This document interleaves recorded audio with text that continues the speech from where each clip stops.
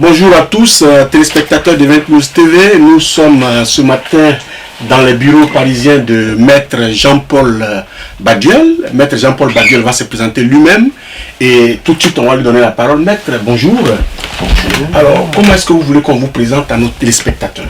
Je suis l'avocat de Madame Marie-Thérèse Brou, veuve Houphouët-Boigny, qui m'a confié la défense de ses intérêts. Comment est-ce que vous avez connu Marie-Thérèse Houphouët-Boigny? J'ai connu Madame Marie-Thérèse Houphouët-Boigny dans la mesure où j'ai réglé d'autres successions et des tiers m'ont demandé de m'occuper de ce dossier. J'ai donc fait la connaissance de ma cliente qui est venue à Paris puisqu'elle ne réside pas en permanence à Paris et nous avons eu plusieurs conversations sur son dossier et j'ai reçu un certain nombre de pièces qui m'ont permis de me faire sur une période de 2 ans une idée précise sur la nature du sinistre.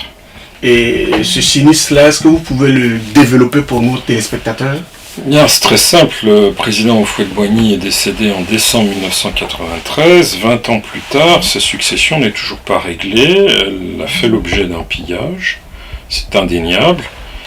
Sa veuve a été écartée en fonction de diverses opérations d'un ensemble de processus d'évolution successorale.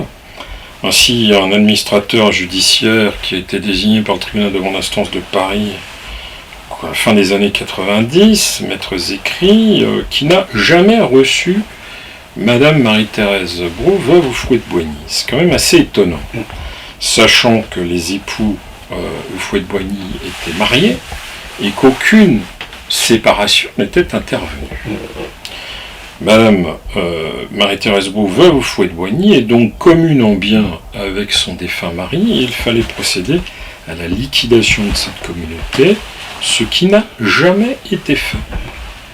Mais pour vous, il y a quand même beaucoup de curiosité dans ce dossier, mais en même temps, vous dénoncez aussi le fait que le président Houphouët-Boigny lui-même n'est pas de testament, ce qui ne permet pas d'avancer. Je vois dans ce dossier qu'il y a effectivement des gens qui se prétendent exécuteurs testamentaires. Mais c'est une plaisanterie. Il n'y a à ce jour aucun testament de feu Monsieur le Président Houphouët-Boigny de produit. Il a eu un notaire pendant plus de 40 ans qui s'appelle Maître Jean-Michel Normand, qui maintenant est retraité. Maître Normand n'a jamais convoqué, à ma connaissance, les ayants droit du président pour une ouverture de testament. Il y a donc des gens qui se sont arrogés des titres et qui ont commis des actes qui me semblent être préjudiciables à ma cliente. Justement, Maître Jean-Paul Badiol, vous avez aussi réussi à décanter une situation concernant Thérèse Houphouët-Boigny. Vous nous parliez tantôt du revenu dont elle avait droit au niveau de l'État français. Comment cela s'est déroulé? Le président Houphouët-Boigny a eu une carrière politique très importante en France. Il a été député pendant plus de 17 ans, sans interruption. Il a été ministre sous 5 gouvernements différents de la 5e ou de la 4e République. C'est un personnage incontournable de la politique française. Monsieur Félix Houphouët-Boigny a été membre de l'Assemblée constituante en 1945. Il a quitté la vie politique française en 1962 pour devenir le président de la jeune République de Côte d'Ivoire. Dans ces conditions, Madame Marie-Thérèse Brou, veuve Houphouët-Boigny, avait droit à une pension de réversion versée par l'Assemblée nationale. Et je m'étais aperçu dès le début de nos entretiens que le montant qu'elle touchait de l'Assemblée nationale n'était absolument pas conforme à la carrière politique de son mari. Nous avons donc saisi la question de l'Assemblée nationale. Nous avons malheureusement dû attendre 1 an et l'intervention du médiateur de l'époque, M. Baudis, qui, grâce à cette intervention, a pu enfin forcer la question de l'Assemblée nationale à répondre aux interrogations. Il y a une décision des questeurs de l'Assemblée nationale au mois d'avril 2014 qui réhabilite Mme Marie-Thérèse Brou, veuve Houphouët-Boigny, dans ses droits, notamment en réévaluant la modeste pension auquel elle a droit, mais aussi en procédant à un rappel d'arriéré. C'est une décision symbolique, mais elle démontre qu'à tous les échelons et toutes les autorités concernées, il y a eu un mépris profond de la situation de ma cliente. Cette situation m'a amené à déposer une plainte entre les mains du procureur de la République au mois d'octobre 2013, compte tenu des faits que j'avais été amené à constater, à savoir l'utilisation de faux de façon quasi permanente pour dilapider une partie du patrimoine. Alors, quand vous dites utilisation de faux, excusez-moi de vous interrompre, vous vous adressez, ou alors vous faites allusion à qui précisément? Je fais allusion à une manœuvre qui a été initiée dès 1994, qui est la théorie du legs verbal. La théorie du legs verbal n'est reconnue ni en droit ivoirien, ni en droit français. C'est-à-dire que là, il y a une volonté de captation au profit d'autorités politiques qui se servent de leur fonction politique pour mettre la main sur un patrimoine. La théorie du legs verbal est totalement inadmissible. Alors, elle a conduit notamment à détourner de la succession l'hôtel Masseran, qui est dans Paris, entre le boulevard des Invalides et la rue Masseran. Cet hôtel particulier, qui est un monument qui est classé au patrimoine, je veux dire, c'est un hôtel du XVIIIe siècle, qui avant était la propriété de la famille Rothschild, qui avait été acquis à titre personnel à la fin des années 70 par le président Houphouët-Boigny, a été sur la foi d'une lettre émanant de 2 notaires ivoiriens écartés du périmètre de la succession. Mais c'est une escroquerie. Et j'entends la dénoncer avec la plus grande force. Justement, maître, quand vous allez la dénoncer... c'est une escroquerie de plus de 70 millions d'euros. Oui, alors vous allez la dénoncer, vous allez justement indexer quelqu'un. Écoutez, actuellement, il y a sur les murs même de l'hôtel Masseran une déclaration de travaux. Allez donc voir qui est le bénéficiaire de la déclaration de travaux, parce qu'il y a de fortes chances que ça ne soit pas la République de Côte d'Ivoire. Il y a de fortes chances que ça ne soit même plus la présidence de la Côte d'Ivoire. C'est assez intéressant à voir. Il y a eu depuis 1998 plusieurs dossiers déposés au ministère de la Culture, puisque l'immeuble étant classé, c'est le ministère de la Culture qui est compétent pour ces autorisations de travaux. Ces autorisations de travaux ont donc été déposées sous Laurent Gbagbo, elles sont déposées maintenant sous M. Ouattara. Mais qui en est le vrai bénéficiaire? Si ce n'est ceux qui sont parfaitement au courant du détournement et du processus d'accaparement du bien dont le mécanisme principal est en Suisse. Notamment. Alors, aujourd'hui, nous n'avons pas à jeter l'anathème sur un tel ou un tel, parce qu'il y a eu une succession de personnages, et il faut individualiser la responsabilité de chacun de ces personnages. Ce n'est pas forcément le signataire de la demande d'autorisation qui est plus coupable que celui qui est en fait le grand bénéficiaire derrière. Et si vous voulez, dans l'hôtel Masseran, les travaux visent à la création notamment d'un salon familial. Alors, l'ambassade de Côte d'Ivoire a des bâtiments qui sont suffisamment vastes. Si vous voulez, je ne pense pas que l'ambassadeur soit à l'étroit, n'est-ce pas? Je ne vois pas qui d'autre peut prétendre à un salon familial. Ça, c'est un élément.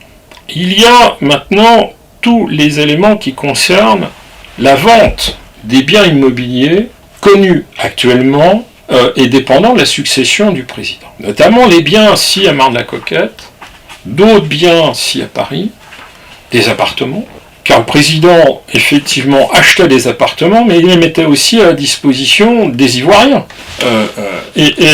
Ces appartements, très curieusement, sont prévus dans le legs verbal. On a aussi fabriqué, semble-t-il, un jugement de séparation de biens des époux Houphouët-Boigny, dont je n'arrive pas à retrouver la trace. Si ce jugement existait, j'aurais dû le voir en 2 ans de temps, c'est assez étonnant qu'il ne soit pas arrivé jusqu'à moi. Et ces éléments-là ont permis systématiquement d'écarter Madame Houphouët-Boigny des droits auxquels elle pouvait prétendre. C'est étonnant. Maintenant, le problème des comptes, les comptes bancaires. Les comptes bancaires, c'est aussi quelque chose d'impressionnant. Vous avez des personnages qui, d'après ce que j'ai lu dans Jeune Afrique, se prétendent exécuteurs testamentaires et sont allés se présenter au siège de banque en Suisse. C'est pas un secret, le président avait des comptes en Suisse. Ces comptes, il les a déclarés publiquement à la conférence de presse en Côte d'Ivoire. C'est pas quelque chose de caché. C'est pas nouveau. Je vous ai expliqué qu'il avait des avoirs en Suisse bien avant d'avoir une carrière politique en Côte d'Ivoire. Justement, on va revenir dessus. Ce qui est passionnant, si vous voulez, c'est de voir qu'en 1999, les séries de comptes sont fermées à la demande d'un individu qui va se promener en Suisse, lui faire 3-4 rues, c'est pas très compliqué, et il a fait procéder à la fermeture des comptes. Je n'imagine pas que les fonds ont disparu. Cet individu a-t-il été identifié? Il est identifié dans mon dossier. Son identité est communiquée aux autorités judiciaires françaises. Il faut lever le voile sur l'ensemble de ces actes. Bon. Maintenant, il y a la situation de ma cliente. Madame Marie-Thérèse Brou, veuve Houphouët-Boigny, a des biens en Côte d'Ivoire. Des biens qui lui sont des biens personnels, propres. Et puis il y a les biens qui dépendent de la communauté avec son mari. Il y a un notaire ivoirien qui a été désigné par les autorités judiciaires ivoiriennes en 2000, dans un jugement qui est définitif, qui met à néant les faux commis par les notaires précédents, qui désigne Maître Taou pour procéder au règlement de la succession.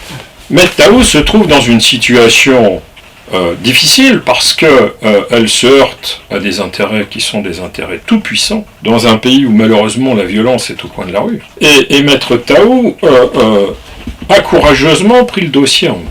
Elle a écrit aux banques françaises, aux notaires français. Elle s'est heurtée à un mur du silence. Ce mur, nous l'avons brisé. Ce que nous avons découvert derrière est nettement moins rafraîchissant. Nous sommes dans une situation où d'une part, ma cliente est presque prise en otage. Par qui? En Côte d'Ivoire. Par ses intérêts et par les gens qui l'ont pillé. Si aujourd'hui, Madame Marie-Thérèse Brou, veuve Houphouët-Boigny, n'a pas la libre disposition de ses biens, si aujourd'hui, elle fait l'objet de menaces en France, de menaces physiques. Maître, excusez-moi, parce que ce que vous dites est suffisamment sérieux. Vous dites qu'elle n'a pas le libre accès à ses propres biens et elle fait l'objet de menaces. Est-ce que vous pouvez aller au fond de votre pensée et donner des précisions claires? Je donnerai les éléments que je souhaite donner. Aujourd'hui, ma cliente a fait, il y a une quinzaine de jours, l'objet de menaces dont on sait parfaitement d'où elles viennent. J'ai été amené à prendre des dispositions de façon à assurer la sécurité de ma cliente et de son entourage. Ce sont des méthodes de voyous. Je n'ai pas d'autres commentaires à donner. Je les ai dénoncés à la police nationale française qui est en charge de ce dossier. Il est bien clair que des gens de l'entourage du président, qui ont largement profité de ses largesses dans les années 80-90, et quand je dis largement, peut chiffrer ça en dizaines de millions de francs français, se permettent aujourd'hui de menacer une femme qui a plus de 80 ans, qui vit seule, et dont l'unique ressource provient de la pension de réversion de son défunt mari président. C'est une situation qui me paraît tout à fait inconfortable, non conforme aux principes traditionnels en Afrique. Je rappellerai quand même qu'il y avait une solidarité des chefs d'État en Afrique. Il y a 25 ans, au début de ma carrière, nous avons eu à connaître de la succession de François Tombalbaye. Et je dois rappeler que les enfants de François Tombalbaye ont bénéficié du soutien de feu le président Félix Houphouët-Boigny, feu le président Omar Bongo, qu'ils ont payé les frais d'études des enfants de leurs collègues assassinés, qu'ils ont pris en charge des choses. Et là, je suis surpris de cette violence qui s'exerce à l'encontre de la veuve d'un homme qui, de toute sa vie, a été réélu, n'a jamais traîné de dossier susceptible d'intéresser le tribunal pénal international, voyez-vous. Quelqu'un qui a respecté les principes de vie politique. Je suis assez sûr. Oui, maître, vous êtes surpris, et nous avec vous, mais en même temps, il nous vient à l'esprit d'insister pour comprendre un peu la trame de ce que vous êtes en train de dire. Vous dites qu'elle est vraiment menacée, et vous donnez l'exemple d'autres présidents qui ont protégé les veuves des présidents qui ne vivaient plus. Comment se fait-il que la République de Côte d'Ivoire n'est pas capable de protéger Thérèse Houphouët-Boigny, qui représente quand même un monument pour la Côte d'Ivoire? Aujourd'hui, les autorités en place ne le font pas. C'est une vraie question, et je pense que c'est une question nationale pour les Ivoiriens. Je n'ai pas de réponse à y apporter. Moi, je suis citoyen français. mais c'est une situation totalement anormale. Totalement anormale. Je vous dis, j'ai été amené, des gens de son entourage ont été menacés physiquement, j'ai été amené à communiquer à la police nationale l'identité complète de ces étranges messagers. J'ai été amené à effectivement saisir l'autorité de police de ces péripéties tout à fait scabreuses, et j'étais amené à prendre des mesures qui sont adéquates. Maintenant, la situation, si vous voulez, peut parfaitement redevenir normale. Il n'en tient qu'aux autorités ivoiriennes. C'est pas Madame Marie-Thérèse Houphouët-Boigny qui est une menace. C'est l'étendue des dossiers. C'est l'étendue des malversations. C'est l'étendue des faux, qui sont une menace même pour ce pays. C'est relativement facile de faire un faux maintenant avec l'informatique, c'est un vrai bonheur. Vous prenez les fiches du ministère de l'Intérieur, il y a à peine sur le fichier STIP 20% des fiches qui sont authentiques. Tout le restant contient des informations qui ne sont pas authentiques. Bon. Côte d'Ivoire, les actes notariés devraient avoir autant de crédibilité qu'en France. J'aimerais donc que la situation ivoirienne soit aussi assainie. Que l'on arrête de menacer une femme de 83 ans, qui est en quelque sorte la mère fondatrice de la République de Côte d'Ivoire. Enfin, je veux dire, vous imaginez Madame de Gaulle dans cette situation-là, c'est pas pensable. C'est pas pensable, vous avez raison, maître Jean-Paul. Alors, on va revenir aussi à la Côte d'Ivoire que vous connaissez. C'est un pays que vous connaissez. Vous avez dû vivre quand même, entendre parler de tout ce qui est arrivé à la Côte d'Ivoire. Est-ce que vous avez une idée un peu de comment est-ce que la Côte d'Ivoire pourrait sortir largement de la situation dans laquelle elle se trouve? Mais difficile, moi je ne suis pas politologue, je ne suis pas devin. Il y a des élections qui se présentent pour vous en 2015. C'est une situation tendue, complexe, avec des enjeux politiques nationaux, régionaux et internationaux.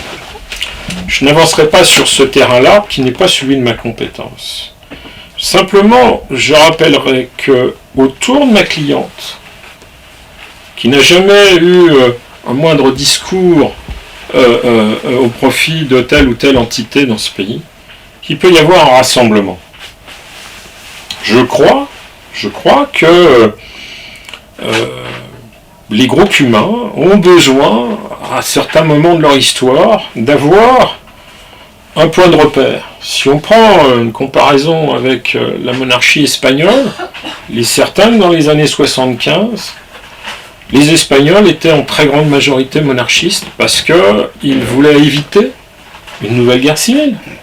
Et que le roi d'Espagne, qui vient de mettre fin à ses fonctions, a été un pivot rassembleur, unitaire des Espagnols. Côte d'Ivoire, il faut qu'il y ait une personnalité, ça ne sera pas ma cliente, elle n'a aucune ambition politique, mais elle aura l'aura nécessaire pour apaiser les tensions et amener ce pays à retrouver le rang qu'il mérite. Attendez, ça me paraît être la moindre des choses. Et moi, personnellement, j'ai été navré de voir ce qui s'est passé ces 15-20 dernières années entre la République française et la Côte d'Ivoire. Parce que d'une part, ça n'était pas conforme aux vœux du président Félix Houphouët-Boigny, qui était profondément, mais quand je dis profondément, c'était incrusté dans son cœur, francophone et francophile. Bien qu'il n'ait pas été fabriqué dans le moule de la haute administration française. Mais il avait fait la jonction de ces deux cultures, de sa propre culture africaine et de la culture d'importation. Et il avait réussi un mélange qui a été particulièrement bénéfique à ses coreligionnaires, à son peuple. Oui. Maître Jean-Paul Badiol, vous savez très bien que, comme vous le disiez tantôt, les Kalachnikov ne poussent pas sur les champs de maïs. Ouais. Et la fortune colossale de Houphouët-Boigny qui est détournée, dont on ne sait pas qui est le légataire testamentaire à qui cette fortune revient, des rumeurs courent que une partie de cette fortune aurait été utilisée pour acheter des armes. Est-ce que vous confirmez ça? La rumeur va toujours plus vite que la vérité. La rumeur, c'est quelque chose d'insaisissable. Certains la considèrent comme peu recommandable. La rumeur, ça ne sera pas mon cheval de bataille. J'attends, moi, des pièces, j'attends des éléments. Il y a actuellement une seule personne qui comparaît devant le tribunal pénal international. Compte tenu de la taille des violations du droit international en Côte d'Ivoire, je trouve que ce personnage est bien solitaire. Je pense que si le tribunal pénal international veut vraiment faire œuvre de justice sur la Côte d'Ivoire, ce n'est pas une personne, mais une dizaine de personnes qui devraient avoir à répondre du sang versé en Côte d'Ivoire. Je n'ai pas à me substituer à une juridiction internationale, je n'ai pas à jeter l'opprobre sur un tel ou un tel. Vous êtes le premier organe de presse ivoirien auquel je m'adresse. Je n'ai fait aucune interview auparavant à des organes de presse étrangers. Je m'intéresse moi uniquement à l'état de la succession. Il est certain que si la situation de ma cliente n'est pas réglée dans les semaines à venir, nous aurons malheureusement des éléments qui vont venir conforter ou infirmer la rumeur qui se développe. Cette rumeur, elle est instrumentalisée par des gens qui font de la politique. Moi, je ne fais que du droit. Et c'est déjà beaucoup pour moi. Oui, maître, merci beaucoup. On va terminer par un fait qui est très important. Vous n'êtes pas un avocat inconnu, vous êtes quand même bien planté dans le microcosme judiciaire français. Vous avez à l'époque été celui-là qui, de façon très engagée, avait demandé à un juge de se pencher sur l'affaire Chirac. Il s'agit ici des frais payés en liquide, des billets d'avion payés en liquide, et vous êtes allé jusqu'à déposer un courrier au cabinet du juge pour qu'il puisse s'intéresser à cette affaire. Est-ce que vous pouvez revenir sur ça et nous dire qu'est-ce qui avait motivé à l'époque cette sortie? La situation était relativement simple. J'étais l'avocat des actionnaires minoritaires d'Air France. C'est une compagnie aérienne qui, en 1992, a procédé à l'absorption d'une compagnie que les Africains connaissaient bien, qui s'appelait UTA. UTA, c'était une société particulière avec une foi particulière. Elle était née juste après la guerre de 1945. Elle était issue de la fusion de deux petites compagnies coloniales, appelons-les comme ça, une qui était sur l'Afrique et une qui était sur l'Asie, sur l'Indochine. 1962, il se crée UTA, qui est une société anonyme participation ouvrière. Ça veut dire que les 4500 salariés d'UTA avaient un intéressement au résultat de la compagnie. En 1993, M. Édouard Balladur a fait disparaître l'intéressement et a approuvé la captation d'UTA par Air France. Cette situation a amené la spoliation des 4500 salariés, qui a été évaluée à l'époque par le ministère du Trésor à 617 millions de francs. Dans ces conditions, mes clients étaient amenés à attirer mon attention sur tout le système de billets gratuits mis en place au profit de la classe politique à l'intérieur d'Air France. Il y avait une agence rue Vernet, qui depuis était fermée, qui était chargée de distribuer les billets gratuits à toute la classe politique. J'ai vu passer des billets gratuits pour une demi-douzaine de ministres. Le billet de Jacques Chirac, il est intéressant parce que, en tant que Premier ministre, il n'avait pas besoin de payer en espèces le billet. Il avait la gratuité à vie. Madame Claude Pompidou, en tant que veuve d'un ancien président de la République, avait elle aussi la gratuité à vie sur Air France. Mais à l'intérieur de ce parti politique, il y avait de telles masses d'argent en espèces que les caissiers, appelons-les comme ça, ne savaient même pas qu'il y avait une gratuité acquise pour leur mandant. Il n'y avait aucune raison de débourser 23 000 francs pour M. Jacques Chirac, son voyage avec son garde du corps et sa fille à New York. Il n'y avait aucune raison de fournir des billets payés pour Mme Claude Pompidou. Voilà les observations que j'ai à faire, si vous voulez. La corruption amène à faire des bêtises. Et aujourd'hui, je vois que malheureusement, les comptes de l'UMP présentent les mêmes symptômes. Ah oui.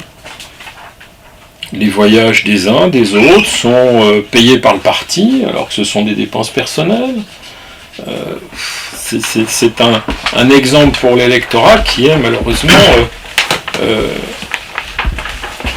d'un très mauvais goût. Maître Jean-Paul Baduel, merci beaucoup. Je vous en prie. Merci de nous avoir reçus à votre bureau et merci d'avoir accepté pour la première fois de vous adresser à un média africain qui émet depuis Paris. Et merci pour toutes les informations que vous nous avez données. Téléspectateurs de 20 News TV, merci. Merci pour votre fidélité. On se retrouve pour un prochain numéro de notre émission Les grandes questions d'actualité.